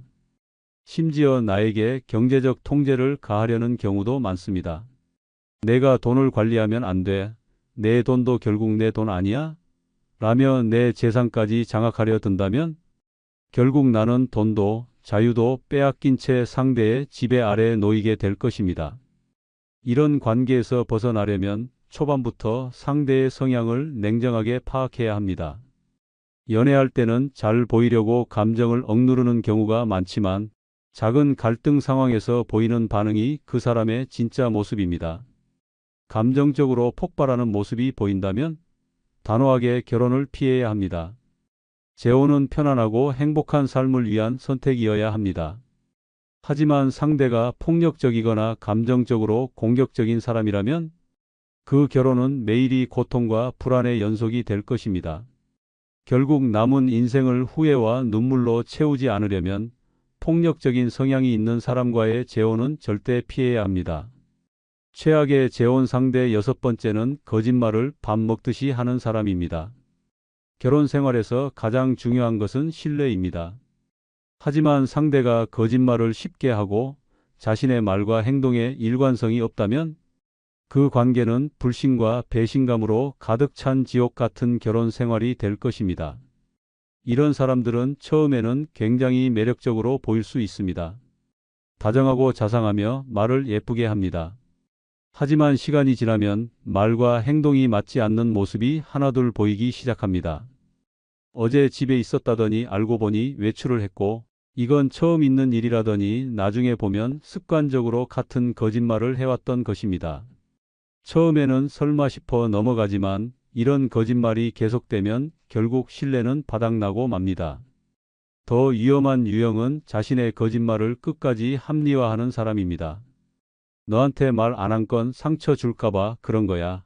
그건 거짓말이 아니라 그냥 과장한 거야 라며 어떻게든 자신의 행동을 정당화합니다. 심지어 내가 거짓말을 지적하면 화를 내거나 나를 의심 많은 사람으로 몰아가기도 합니다. 이런 사람과 함께하면 결국 내가 정신적으로 피폐해지고 도대체 무엇이 진실이고 거짓인지조차 헷갈리는 상황에 빠질 수 있습니다. 더 최악은 돈과 관련된 거짓말을 하는 경우입니다. 빚이 없다고 했는데 알고 보니 카드 빚이 수천만 원, 생활비를 모아둔다더니 전부 써버리고 돈이 어디 갔는지 모르겠다는 식입니다. 이런 사람과 함께하면 어떻게 될까요? 내 노후 자금이 서서히 사라지고 결국 재정적으로 파탄에 이르게 됩니다. 특히 바람을 피우는 사람들은 거짓말의 대가입니다. 이들은 들키지 않기 위해 온갖 거짓말을 만들어냅니다. 회사 일이 늦게 끝났어. 핸드폰 배터리가 나가서 연락 못했어. 그냥 친한 친구야 라며 거짓말을 반복합니다. 하지만 결국 진실은 언젠가 드러나게 됩니다. 그리고 그때쯤이면 이미 나는 헤어나오기 힘든 상처를 입고 있을 가능성이 큽니다.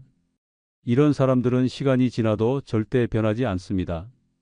한 번 거짓말을 하는 사람은 평생 거짓말을 합니다.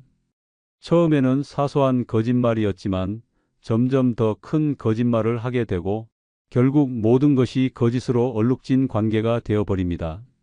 최악의 재혼 상대 7번째는 자식 문제에서 자유롭지 못한 사람입니다. 재혼을 하면 두 사람만의 관계로 끝나는 것이 아닙니다. 각자의 자식이 얽혀 있다면 이 문제가 가장 큰 걸림돌이 될 수 있습니다. 특히 상대가 자식과의 관계에서 벗어나지 못하고 지나치게 휘둘리는 사람이라면 그 재혼은 지옥으로 가는 티켓이 될 가능성이 높습니다. 재혼 후 가장 흔히 겪는 문제 중 하나가 자식이 부모의 재혼을 반대하며 끊임없이 간섭하는 상황입니다. 특히 상대의 자녀가 부모의 재혼을 탐탁지 않게 여기고 노골적으로 방해하는 경우가 많습니다. 처음에는 예의 바르게 대해주더라도 시간이 지나면서 우리 부모 돈 뺏으려는 거 아니야? 라는 의심을 품고 모든 일에 개입하기 시작합니다. 더 심각한 경우는 재혼 후에도 상대가 자식을 최우선으로 두는 상황입니다. 부부로서 함께해야 할 시간도 부족한데 모든 결정이 자식 위주로 흘러간다면 어떻게 될까요? 우리 애가 싫어하니까 우리 여행은 미루자. 우리 애가 힘들어하니까 내가 좀 참아라라는 식으로 끊임없이 양보를 강요받는다면 그 결혼 생활이 행복할 리 없습니다. 재혼을 했지만 결국 자식이 1순위, 나는 언제나 뒷전이 되는 서러운 인생을 살게 되는 것입니다. 특히 경제적인 부분에서 자식과의 문제가 발생하는 경우도 흔합니다. 상대가 자식에게 지나치게 금전적인 지원을 아끼지 않는다면 그 부담이 나에게까지 전가될 수 있습니다. 우리 애가 힘드니까 돈 좀 보태 줘. 우리 애 결혼할 때 도와줘야 하지 않겠어? 라며 당연한 듯 요구하는 경우가 많습니다. 처음에는 이해하고 돕다가도 결국 상대의 자식이 끝도 없이 돈을 요구한다면 결국 내 노후 자금은 바닥나고 정작 나를 위한 돈은 남아있지 않게 됩니다. 더욱 위험한 경우는 상대가 자식의 모든 문제를 나에게 떠넘기는 것입니다. 우리 애가 마음의 문을 열지 않으니 내가 노력해봐. 우리 애가 널 어려워하니까 내가 먼저 다가가야 해라며 계속 희생을 요구한다면 결국 나는 온갖 노력을 다 하고도 인정받지 못하는 신세가 됩니다. 아무리 노력해도 상대 자식이 나를 받아들이지 않는다면 이 관계는 끝없는 갈등만 나올 뿐입니다. 재혼은 새로운 출발이 되어야 합니다. 그러나 상대가 자식에게서 벗어나지 못하고 자식 문제를 끊임없이 끌고 온다면 그 결혼은 평생을 후회하는 선택이 될 가능성이 큽니다. 특히 자식이 부모의 재혼을 반대하는데도 상대가 단호하게 정리하지 못한다면 앞으로도 내내 그 갈등 속에서 살아가야 할 것입니다. 노후의 결혼은 젊을 때와 다릅니다. 평생을 함께할 단 한 사람을 선택하는 것이고 그 과정에서 자식이 아닌 부부가 중심이 되어야 합니다. 하지만 상대가 여전히 자식 중심으로 살아가고 있다면 그 사람과의 재혼은 다시 한번 불행의 늪으로 빠지는 길이 될 수 있습니다. 재혼을 고민할 때는 상대가 자식과의 관계를 제대로 정리할 수 있는 사람인지 반드시 확인해야 합니다. 그렇지 않다면 내 인생까지 흔들리게 될 수 있습니다. 한 번 더 좋아요, 구독 부탁드립니다. 감사합니다. 자식이 노후까지 책임져 줄 거라 믿으세요? 배우자와 평생 함께할 수 있을 거라 장담하십니까? 친구가 아플 때 당신 곁에 끝까지 있어 줄까요? 지금 이 세 질문에 당당히 예라고 말할 수 없다면 이미 혼자 살 준비를 시작해야 합니다. 나이 들면 기대는 모두 배신으로 돌아옵니다. 챙겨주던 사람도 웃어주던 사람도 결국 사라집니다. 자식은 문자 한 통 없고 친구는 아프다고 연락 끊기고 배우자는 당신보다 먼저 떠납니다. 그때부터 시작되는 진짜 현실. 이제는 눈치 보지 않고 눈물 흘리지 않고 나 혼자 우뚝 설 준비를 해야 합니다. 이 5가지를 갖춘 사람만이 혼자가 두렵지 않은 인생을 살아갑니다. 노년의 혼자가 최고인 첫 번째 이유는 괜한 오해, 질투 없이 인간관계를 정리할 수 있어서입니다. 노년의 인간관계는 젊은 시절과 다릅니다. 우정도, 친분도, 예의도 결국은 불안정한 감정 위에 세워집니다. 사소한 비교심, 묻지도 않은 자식, 자랑, 뒷말과 뒷담화가 일상처럼 오가며 결국 감정의 칼날이 돌아오게 됩니다. 친구라 믿고 지냈던 사람에게 뒤통수 맞는 일, 가까이 둘수록 피곤해지는 인간관계. 그 모든 것이 나이 들수록 더 자주, 더 깊게 벌어집니다. 특히 오해와 질투는 노년의 관계를 갈기갈기 찢어놓는 가장 위험한 독입니다. 자식이 한 번 더 찾아온 것도, 손주가 옷 하나 사줬다는 말 한마디도 상대방에게는 은근한 자극이 됩니다. 자식이 용돈을 얼마나 주길래 저렇게 얼굴이 환하대? 맨날 혼자 외식 다니는 거 보니 뭐가 있나 보지라는 말이 나도 모르게 내 등을 겨누기 시작합니다. 한마디도 하지 않았는데 말이 꼬리를 물고 돌아와 상처가 됩니다. 더 큰 문제는 이런 인간관계는 쉽게 끊지 못한다는 점입니다. 나이 들면 관계가 곧 생존이라 착각하는 경우가 많지만 그 관계가 독이 되어 마음을 갉아먹는다면 끊는 게 해답입니다. 혼자라는 건 오히려 기회입니다. 누구에게도 해명하지 않고 누구와도 감정 소비하지 않으며 나만의 속도와 평온으로 살아갈 수 있기 때문입니다. 노년의 평화는 조용한 단절에서 시작됩니다. 그 단절을 선택할 수 있는 힘이 바로 혼자라는 상태입니다. 실제 사례 2개를 통해 인간관계를 정리하지 못한 삶과 정리한 삶의 극명한 차이를 보겠습니다. 첫 번째 사례는 충남 아산에 사는 1950년생 박기순 씨 이야기입니다. 박 씨는 매주 목요일이면 동네 노인정 친구들과 점심을 먹었습니다. 처음엔 식사 자리가 반가웠고 외로움도 덜했습니다. 그러나 어느 날부터였는지 박 씨에 대한 뒷말이 들리기 시작했습니다. 딸이 공무원이라던데 얼마나 버나? 요즘 박 씨는 잘 차려입고 다녀, 누가 생겼나봐 같은 말들이 돌았고 급기야 모임에서 박 씨의 재혼설이 퍼졌습니다. 확인도 없이 퍼진 소문은 순식간에 사실처럼 굳어졌고 박 씨는 딸에게까지 아버지 여자친구 있냐는 전화를 받았습니다. 그날 이후 박 씨는 인간관계의 환멸을 느꼈고 모임에 나가지 않았습니다. 하지만 이미 늦었습니다. 그는 그 뒤로 외출을 꺼리게 되었고 고립된 채 사람을 믿지 못하게 되었습니다. 인간관계 하나가 남은 노후를 무너뜨린 사례입니다. 반면 두 번째 사례는 전북 군산에 사는 1956년생 이명자 씨입니다. 남편과 사별 후 친구들과의 모임에 꾸준히 나가던 이 씨는 어느 날 모임에서 들은 너는 남편 돌아가신 지 3년도 안 됐는데 얼굴이 너무 화사하다는 말 한마디에 크게 충격을 받았습니다. 그날 밤 이 씨는 결심했습니다. 더 이상 누구의 시선도 감정도 피하지 않겠다고. 다음 날 그녀는 단체 대화방에서 조용히 나왔고 전화도 차단했습니다. 이후 동네 작은 도서관에서 자원봉사를 시작하며 혼자만의 루틴을 만들기 시작했습니다. 지금의 이 씨는 매일 산책을 하고 글쓰기를 하며 평온한 하루를 보냅니다. 지금이 제일 좋아요. 아무 말 섞지 않고 웃는 것도 우는 것도 오롯이 나의 몫이라는 게 너무 좋아요 라고 말했습니다. 그녀는 인간관계를 끊고 인생을 되찾은 것입니다. 노년의 혼자가 최고인 이유 두 번째는 사생활 침해당할 일이 없어서입니다. 늙는다는 것은 단지 몸이 불편해지는 문제가 아닙니다. 더 큰 위협은 인생의 마지막에조차 내 삶이 내 것이 아니게 되는 현실입니다. 어디를 가든 무엇을 하든 누구를 만나든 하나하나 보고하고 설명해야 하는 답답한 삶. 사생활이 침해당하는 순간 인간은 살아있으면서도 감시받는 죄수처럼 살게 됩니다. 특히 자식이나 가족 혹은 동거 중인 누군가와 함께 사는 노인들은 더 이상 자유롭지 않습니다. 방문 하나 닫는 것도 이유를 말해야 하고 전화를 길게 하면 누구냐고 물어옵니다. 텔레비전 볼 시간도 간섭당하고 식사 시간 늦어지면 걱정이라는 이름 아래 추궁당합니다. 하지만 진짜 무서운 건 이 모든 감시가 사랑이라는 이름으로 포장된다는 점입니다. 문제는 그 사랑이 어느 순간 통제와 간섭으로 변한다는 것입니다. 어머니, 이 옷은 너무 화려하지 않아요? 아버지, 요즘 왜 저녁마다 나가세요?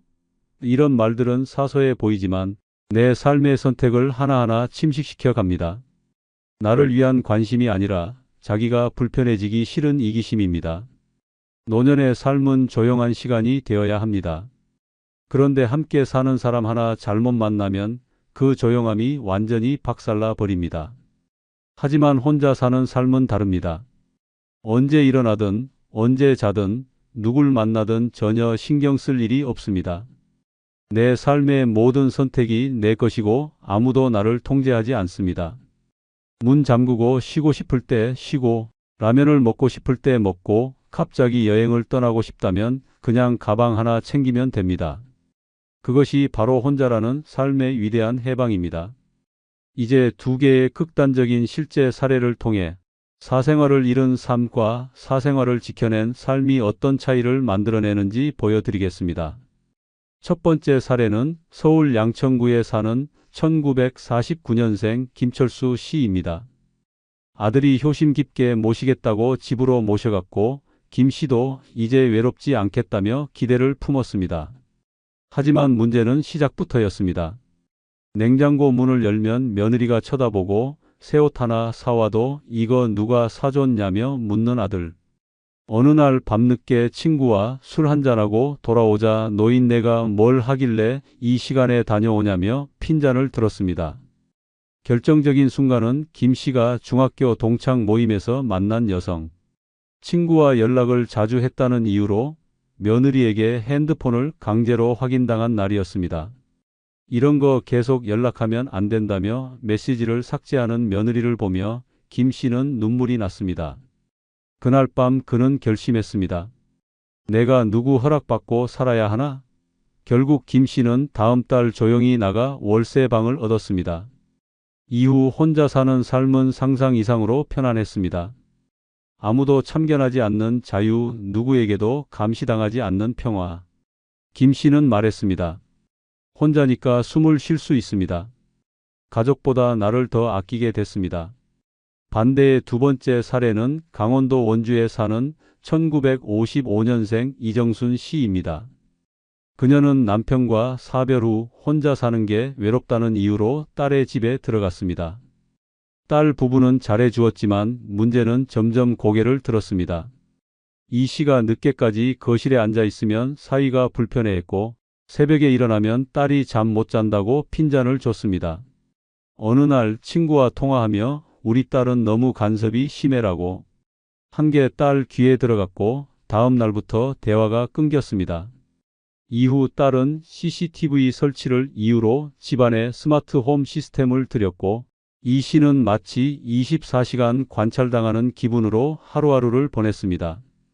이건 가족이 아니라 감시자입니다. 라고 이 씨는 토로했습니다. 결국 그녀는 우울증 약을 복용하기 시작했고 지금도 정신과 진료를 받고 있습니다. 노년의 혼자가 최고인 이유는 내 삶의 마지막까지 나를 지킬 수 있기 때문입니다. 누군가의 집에 들어가 얻는 따뜻함보다 내 방 하나에서 누리는 자유가 훨씬 값집니다. 감시당하지 않는 삶, 해명하지 않아도 되는 인생. 그 모든 축복은 혼자라는 단어 안에 숨어 있습니다. 노년의 혼자가 최고인 이유 세 번째는 마음 맞는 친구랑만 연락하면 되기 때문입니다. 나이 들어서까지 사람 눈치 보며 억지 웃음 짓고 불편한 대화 이어가고 감정 소비하는 인간관계에 매달릴 필요는 없습니다. 인생의 후반전에서는 나와 잘 맞는 사람, 나를 있는 그대로 받아주는 사람 단 한 명이면 충분합니다. 그런데 이상하게도 노년이 되면 오히려 관계는 더 복잡해지고 불필요한 사람들과의 얽힘은 더 많아집니다. 특히 동창회, 교회 모임, 경로당, 각종 단체 활동은 겉으로 보기엔 외로움을 달래주는 공간처럼 보이지만 속을 들여다보면 질투와 경쟁, 뒷말과 서운함이 쌓이는 전쟁터입니다. 누구는 자식이 뭘 해줬다더라, 어디 여행을 갔더라, 새로 차 산 거 봤어? 같은 비교와 자랑이 난무하고 조용히 지내고 싶은 사람에게조차 무례한 관심이 쏟아집니다. 혼자가 아니라면 그 관계에서 도망칠 수 없습니다. 연락 안 하면 서운하다고 하고 모임 안 나가면 불편하다는 소리가 따라붙습니다. 오랜 인연이라 끊지 못하고 계속 이어가지만 결과는 늘 똑같습니다. 만나고 나면 마음은 지치고 돌아오는 길에 괜히 화가 나고 밤엔 혼자 후회합니다. 그런 만남이 쌓이면 몸보다 먼저 마음이 병듭니다. 하지만 혼자 사는 삶은 다릅니다. 마음 맞는 친구, 진짜 위로가 되는 사람에게만 연락하면 됩니다. 억지로 말 섞을 필요 없고 누구 눈치도 볼 이유 없습니다.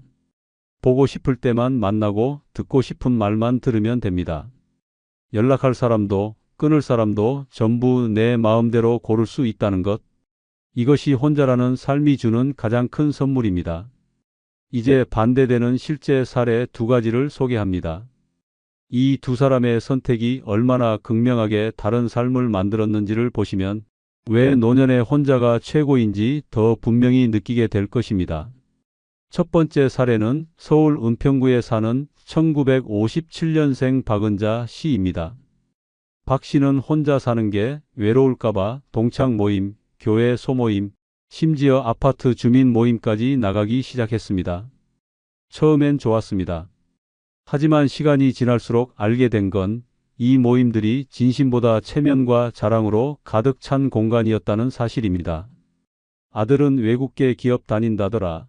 딸은 외제차 뽑았대 같은 말이 오가고 박 씨가 한마디 하면 금세 누가 흘렸는지 모를 험담이 따라 붙었습니다. 특히 한 번은 건강 때문에 모임을 빠졌더니 요즘 왜 저러냐, 어디 안 좋은 거 아니냐는 말이 돌았고 그 소문이 딸 귀에까지 들어가 큰 오해를 낳았습니다. 결국 박 씨는 모임을 끊지도 못하고 마음은 점점 병들어갔습니다. 사람 만나는 게 무서워졌다는 말이 그녀의 마지막 토로였습니다. 반면 인천 부평에 사는 1952년생 이정훈 씨는 아예 다르게 살고 있습니다. 아내와 사별한 뒤 처음엔 외로움의 경로당에 나가봤지만 며칠 만에 돌아왔습니다. 그곳에선 게임 순서, 간식 분배, 의자 자리 하나까지 서로 눈치를 봐야 했고 말 몇 마디에도 오해가 꼬리를 물었습니다. 이 씨는 생각했습니다. 내가 왜 이걸 감내해야 하나? 그리고 결심했습니다. 그는 자신과 코드가 맞는 단 2명의 친구만 남겼습니다. 한 명은 매주 전화로 근황을 나누고 또 한 명은 한 달에 한 번 만나 고등학교 시절 이야기를 나누는 친구입니다. 나머지는 다 끊었습니다. 그는 말합니다.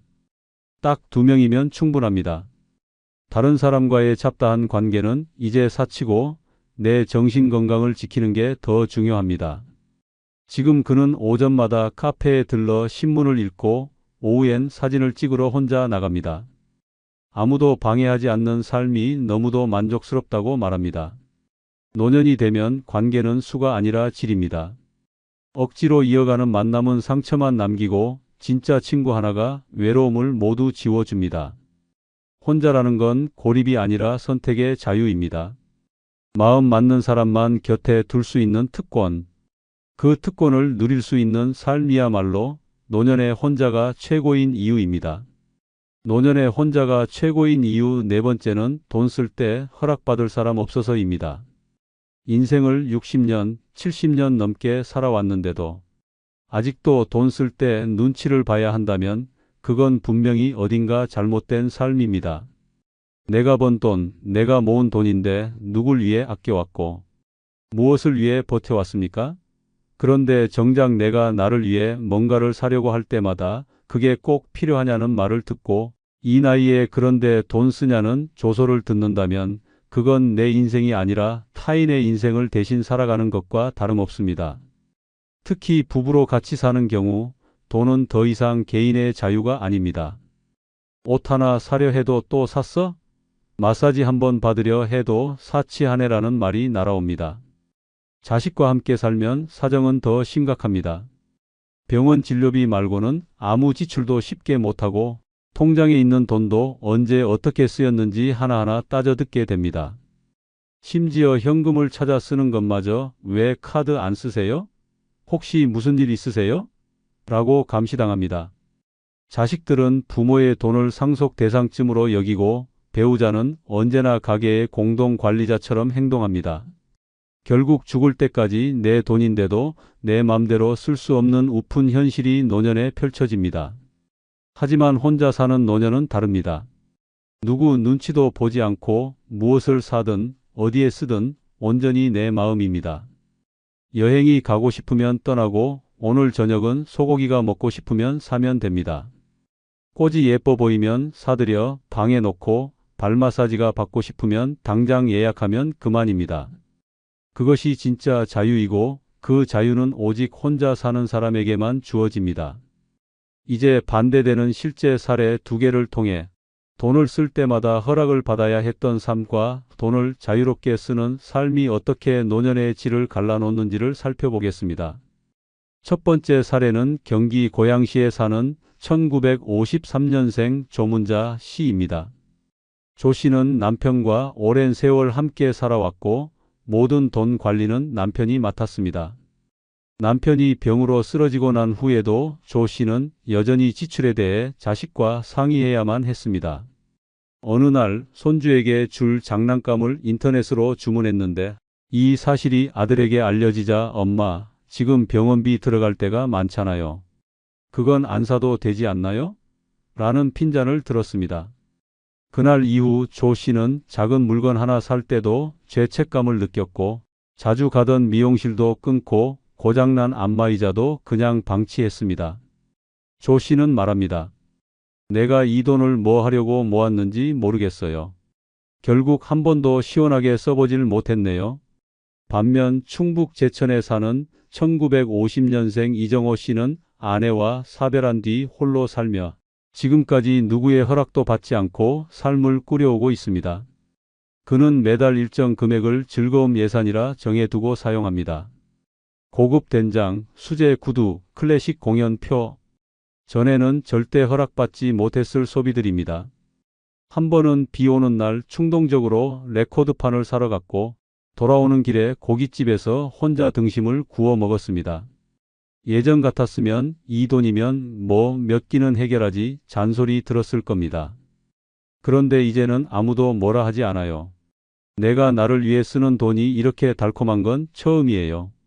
이 씨는 매일 눈을 뜨며 생각합니다. 오늘은 나에게 뭘 선물할까? 그 생각 하나로 하루가 다릅니다. 노년의 혼자라는 건 통장보다 마음이 자유롭다는 뜻입니다.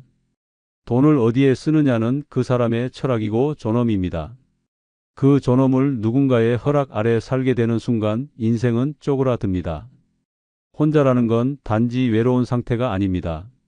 내가 번 돈을 나를 위해 쓸 수 있는 당당한 권리입니다. 그 권리가 지켜지는 순간 노년은 비로소 자유로워집니다. 노년의 혼자가 최고인 이유 다섯 번째는 내가 결정하고 내가 책임지면 되기 때문입니다. 그 결정이 잘못된 결정일지라도 말입니다. 늙어서까지 남의 입을 빌려 살고 남의 기준에 끌려 다니는 인생이라면 그것은 내가 사는 것이 아니라 조종당하는 삶입니다. 무엇을 먹을지, 어디에 살지, 누구를 만날지, 어느 병원을 갈지까지 일일이 물어야 하고 선택할 때마다 그건 아니지라는 말을 들어야 한다면 그건 감옥보다 답답한 현실입니다. 특히 노년에는 크든 작든 선택의 순간이 많아집니다. 병원 치료를 받을지 말지, 여행을 갈지 말지, 돈을 어디에 쓸지, 인연을 이어갈지 끊을지. 그런데 혼자가 아니라면 그 선택마다 허락과 의견이라는 이름의 간섭이 따라옵니다. 자식은 그건 무리예요. 배우자는 괜히 후회할 짓 하지 마요라고 말하며 내 인생을 통제하려 듭니다. 그렇게 자꾸 외부의 목소리에 휘둘리다 보면 어느새 내 목소리는 사라지고 내가 나에게 물어야 할 질문을 타인에게 묻게 됩니다. 그러다 한 번이라도 결정이 실패로 돌아가면 기다렸다는 듯 내가 뭘 했어? 말 안 듣더니 결국 저 꼴이지라는 말이 돌아옵니다. 그 말은 단순한 조언이 아니라 자존심을 박살내는 폭력입니다. 결정권 없는 인생은 실패보다 수치심이 더 아프고 고통스럽습니다. 하지만 혼자는 다릅니다. 내가 정하고 그 결과가 아무리 안 좋더라도 내가 감당하면 됩니다. 후회할 일도 핑계댈 일도 없습니다. 삶의 모든 주도권이 내 손에 있다는 것, 그것이 혼자 사는 삶의 가장 큰 해방입니다. 잘못된 선택조차 내 선택이었기에 당당할 수 있는 인생, 그것이 바로 진짜 나로 사는 길입니다. 경북 포항에 사는 1955년생 윤갑수 씨 이야기입니다. 윤 씨는 오랫동안 고혈압과 협심증을 앓아오던 중 2022년 병원에서 심장 스텐트 시술을 권유받았습니다.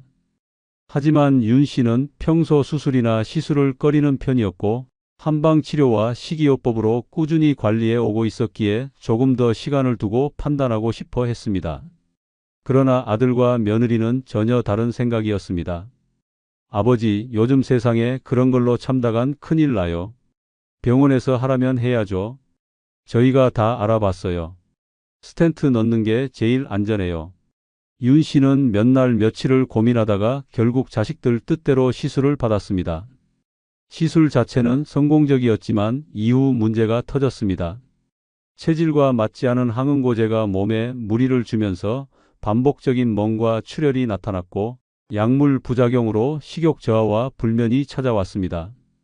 건강이 더 좋아져야 할 수술 후에 오히려 몸은 나빠졌고 일상이 무너졌습니다. 무엇보다 그를 무너뜨린 건 그의 상태를 걱정하기는커녕 아버지가 운동을 안 하셔서 그래요. 우리가 얼마나 설득했는데 관리 안 하니까 그런 거죠라고 말하는 자식들의 태도였습니다. 윤 씨는 말했습니다.